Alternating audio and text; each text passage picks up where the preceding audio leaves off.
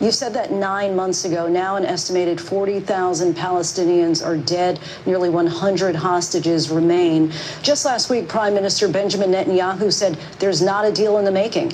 President Biden has not been able to break through the stalemate. How would you do it? Well, let's understand how we got here. On October 7, Hamas, a terrorist organization, slaughtered 1,200 Israelis. Many of them young people who were simply attending a concert. Women were horribly raped. And so absolutely, I said then, I say now, Israel has a right to defend itself. We would. And how it does so matters. Because it is also true, far too many innocent Palestinians have been killed. Children, mothers. What we know is that this war must end. It must end immediately, and the way it will end is we need a ceasefire deal and we need the hostages out. Kill them. And so we will continue to work around the clock on that. Work around the clock, also understanding that we must chart a course for a two-state solution. And in that solution, there must be security for the Israeli people and Israel, and in equal measure for the Palestinians. No. But the one thing I will assure you always, I will always give Israel the ability to defend itself, in particular as it relates to Iran and any threat that Iran and its proxies pose to Israel. But we must have a two-state solution where we can rebuild Gaza, where the Palestinians have security, self-determination, and the dignity they so rightly deserve. President Trump, how would you negotiate with Netanyahu and also Hamas in order to get the hostages out and prevent the killing of more innocent civilians in Gaza? If I were president, it would have never started. If I were president, Russia would have never, ever, I know Putin very well, he would have never, and there was no threat of it either, by the way, for 4 years, have gone into Ukraine and killed millions of people when you add it up, and far worse than people understand what's going on over there. But when she mentions about Israel, all of a sudden, she hates Israel. She wouldn't even meet with Netanyahu when he went to Congress to make a very important speech. She refused to be there because she was at a sorority party of hers. She wanted to go to the sorority party. She hates Israel. If she's president, I believe that Israel will not exist within 2 years from now. And I've been pretty good at predictions, and I hope I'm wrong about that one. She hates Israel. At the same time, in her own way, she hates the Arab population because the whole place is going to get blown up. Arabs, Jewish people, Israel will be gone. It would have never happened. Iran was broke under Donald Trump. Now Iran has $300 billion because they took off all the sanctions that I had. Iran had no money for Hamas or Hezbollah or any of the 28 different spheres of terror. And they are spheres of terror, horrible terror. They had no money. It was a big story, and you know it. You covered it very well, actually. They had no money for terror. They were broke. Now they're a rich nation, and now what they're doing is they're spreading that money around. Look at what's happening with the Houthis and Yemen. Look at what's going on in the Middle East. This would have never happened. I will get that settled and fast, and I'll get the war with Ukraine and Russia ended. If I'm president-elect, I'll get it done before even becoming president. Vice President Harris, he says you hate Israel.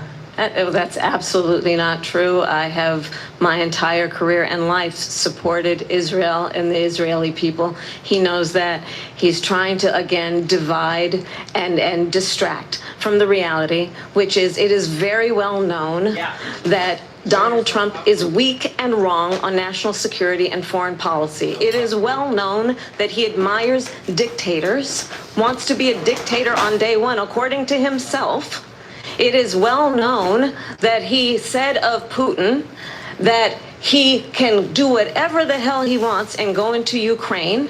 It is well known that he said when Russia went into Ukraine, it was brilliant. It is well known he exchanged love letters with Kim Jong-un. And it is absolutely well known that these dictators and autocrats are rooting for you to be president again because they're so clear. Bitch. They can manipulate you with flattery and favors. And that is Nice. why Okay, cool. so many military leaders who you have worked with have told me you are a disgrace. That is why we understand that we have to have a president who is not consistently weak and wrong on Vice national President security, Harris. including the importance Harris, of calm your ass upholding down, and bitch. respecting in highest regard our military. Vice President Harris, thank you. They're the ones, and she's the one that caused it, that's weak on national security by allowing every nation last month for the year, 168 different countries sending people into our country. Their crime rates are way down. Putin endorsed her last week, said, I hope she wins. And I think he meant it, because what he's gotten away with is absolutely incredible. Wow, it wouldn't have nice. happened with me. The leaders of other countries think that they're weak and incompetent, and they are. That's a They're shame. grossly incompetent. And I just ask one question. Why does Biden go in and kill the Keystone Pipeline and approve the single biggest deal that Russia's ever made, Nord Stream 2, the biggest pipeline anywhere in the world going to Germany and all over Europe? Because they're weak and they're ineffective. And Biden, by the way, President gets paid Trump, a lot of money. Thank you. We have a lot of issues to get to. We'll be right back with much more of this historic ABC News presidential debate from the National Constitution Center right here in Philadelphia. Back in a moment. No, you Jewish person. You are Jewish. The ABC News presidential debate will continue after this. Brought to you by Pfizer. Bro, what is this yacht riz in my head, bruh? What the even hell is that? What the even frick is that? No, and I knew the nipples came through the shirt too because I had seen the movie Caddyshack. Yeah, that's true. And in Caddyshack, she's not wearing a bra, her nipples are coming through her shirt. Yeah, there was a fun moment because Yeah. we grew up Christian, but we had a DVD player in our car, and I remember being with our. I don't know if you remember I this. remember this, yeah. Being with our cousins, and the TVs they just put Caddyshack in. They're like, fuck it, who gives a shit? Yeah. 8-year-olds need to watch golf humor. And I think I was the oldest. I was 11, and then the scene in Caddyshack where he's just fucking the shit out of that lady, and her big meatball titties are hanging there. And I looked at my brother and every cousin. And I was like, I was like, don't fuck this up for me. Reaching down, hitting pause on the VHS, making a little tent out of the towel I took to the beach so I could jack off real quick. Yeah, because our parents were up front, talking about like I think Ben's gay. We should probably kill him because he might be a little freaky. Yeah, and then meanwhile we have an Etch-a-Sketch and we're drawing the titty. Like to scale. Yeah, we're putting the titty on an Etch-a-Sketch so we can jack off to it later in our closet. Yeah. That was my first titty.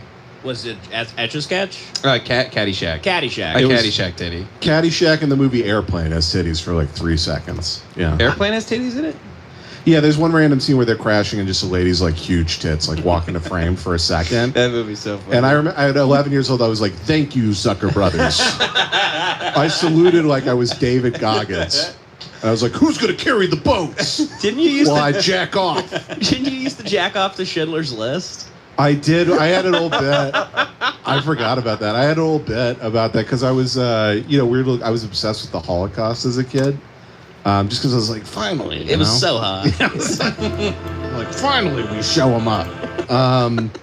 But no, my dad was like a history teacher, so he was showing Schindler's List one day in school, and I was like 11, and I was in his classroom, and I was like, can I watch the movie? He's like, fine, yeah, who cares? It's only 6 million Jews getting obliterated. Go watch that unsupervised. Yeah. And then I put the movie in, and then if you've watched the movie, in the first like 5 minutes, there are titties and a sex scene, and I was like, I remember being like, Yeah. I have to jack off to it. You gotta use it. Yeah. There's a kid right now somewhere in the oven until it gets hot, and then you fuck it. You need one of those drills okay. that like ice fishermen use. Mm-hmm. Yeah. Yeah. Ice road jackers. Yeah. They're all just jacking off into the ice. Right. These are some of the most dangerous jacking conditions known to man. Yeah. It's like guitar music playing. Extreme Jackers is going to be the future of reality TV. I would watch that right now if that was a real show. Yeah. Just a guy with a big long beard going like, I lost my brother jacking off on this road. He was trying to fuck a trout pond during the winter. He fell in. Only thing we found was one of his balls. This ain't for no pussies. Yeah, you're gonna masturbate like at the top of Mount Everest. Mm-hmm. You're gonna masturbate at sea. Yeah, I'm gonna like a Deadliest Catch type of sea. I would love to go in a hot air balloon and then jerk off the side of it. Yeah. And just knowing it's blowing like somebody's Well, head there's up. something that makes you feel very kingly when you stand up and come. Mm-hmm. You know, you ever Yeah. like come into the toilet bowl while standing? Oh sure. Oh, You yeah. kind of just feel like you want to yell like I am Sparta. Like, And you kick the cum. get away from me! Be gone with you! Gross Yeah. jelly! Vile seed! Vile white jelly from my bum! You're flushing with one toe as you come. Away with you! Oh, that would It be shoots even, into the swirl. yeah, that would be even better. Like getting 1 foot on top of the toilet and just like really like your face fucking your own toilet. Dude, when Yeah. I was a kid, I used to come so hard. Like, I used to be on my back. I used to be all gay. I'd be on my bed, like, like I'd yell. I'd act like I was like, having Tonight, like we're a going to sex. continue here, and I want to turn to the war in Ukraine. We're now 2.5 years into this conflict. Mr. President, it has been the position of the Biden administration that we must defend Ukraine from Russia, from Vladimir Putin, to defend their sovereignty, their democracy, that it's in America's best interest to do so, arguing that if Putin wins, he may be emboldened to move even further into other countries. You have said you would solve this war in 24 hours. You said so just before the break tonight. How exactly would you do that? And I want to ask you a very simple question tonight. Do you want Ukraine to win this war? I want the war to stop. I want to save lives that are being uselessly, people being killed by the millions. It's the millions. It's so much worse than the numbers that you're getting, which are fake numbers. Look, we're in for 250 billion or more because they don't ask Europe, which is a much bigger beneficiary to getting this thing done than we are. They're in for $150 billion less because Biden and you don't have the courage to ask Europe like I did with NATO. They paid billions and billions, hundreds of billions of dollars when I said, either you pay up or we're not going to protect you anymore. So that's maybe one of the reasons they don't like me as much as they like weak people. But you take a look at what's happening. We're in for 250 to 275 billion. They're into 100 to 150. They should be forced to equalize. With that being said, I want to get the war settled. I know Zelensky very well, and I know Putin very well. I have a good relationship, and they respect your president, okay? They respect me. They don't respect Biden. How would you respect him? Why? For what reason? He hasn't even made a phone call in 2 years to Putin, hasn't spoken to anybody. They don't even try and get it. That is a war that's dying to be settled. I will get it settled before I even become president. If I win, when I'm president-elect, and what I'll do is I'll speak to one, I'll speak to the other, I'll get them together. That war would have never happened. And in fact, when I saw Putin after I left, unfortunately left because our country has gone to hell. But after I left, when I saw him building up soldiers, he did it after I left, I said, oh, he must be negotiating. It must be a good, strong point of negotiation. Well, it wasn't, because Biden had no idea how to talk to him. He had no idea how to stop it. And now you have millions of people dead, and it's only getting worse, and it could lead to World War III. Don't kid yourself, David. We're playing with World War III, and we have a president that we don't even know if he's... Where is our president? We don't even know if he's a president. And just to clarify they here... threw him out of a campaign like a dog. We don't even know. Is he our president? But we have a president, Mr. President, that doesn't know he's alive. Your time is up. Just to clarify in the question, do you believe it's in the U.S. best interest for Ukraine to win this war, yes or no? I think it's the U.S. best interest to get this war finished and just get it done. All right. Negotiate a deal, because we have to stop all of these human lives from being destroyed. I want to take this to Vice President Harris. I want to get your thoughts on support for Ukraine in this moment, but also as Commander-in-Chief, if elected, how would you deal with Vladimir Putin, and would it be any different from what we're seeing from President Biden? Well, first of all, it's important to remind the former president you're not running against Joe Biden, you're running against me. I believe the reason that Donald Trump says that this war would be over within 24 hours is because he would just give it up. Yeah. And that's not who we are as Americans. Let's understand what happened here. I actually met with Zelensky a few days before Russia invaded, tried through force to change territorial boundaries, to define one of the most important international rules and norms, which is the importance of sovereignty and territorial integrity. And I met with President Zelensky. I shared with him American intelligence about how he could defend himself. Days later, I went to NATO's eastern flank, to Poland and Romania. And through the work that I and others did, we brought 50 countries together to support Ukraine in its righteous defense. And because of our support, because of the air defense, the ammunition, the artillery, the javelins, the Abrams tanks that we have provided, Ukraine stands as an independent and free country. If Donald Trump were president, Putin would be sitting in Kyiv right now. And understand what that would mean, because Putin's agenda is not just about Ukraine.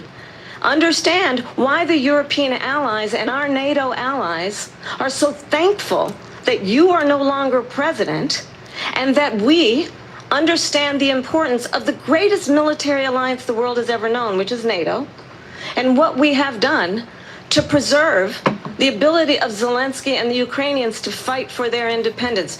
Otherwise, Putin would be sitting in Kyiv with his eyes on the rest of Europe, starting with Poland. And why don't you tell the 800,000 Polish Americans right here in Pennsylvania how quickly you would give up for the sake of favor and what you think is a friendship with what is known to be a dictator who would eat you for lunch. Vice President Harris, thank you. We've heard from both of you on Ukraine tonight. Afghanistan came up in the last hour. I wanted her to respond to something you said earlier, and I'll give you a minute here. Putin would be sitting in Moscow, and he wouldn't have lost 300,000 men and women, but he would have been sitting in Moscow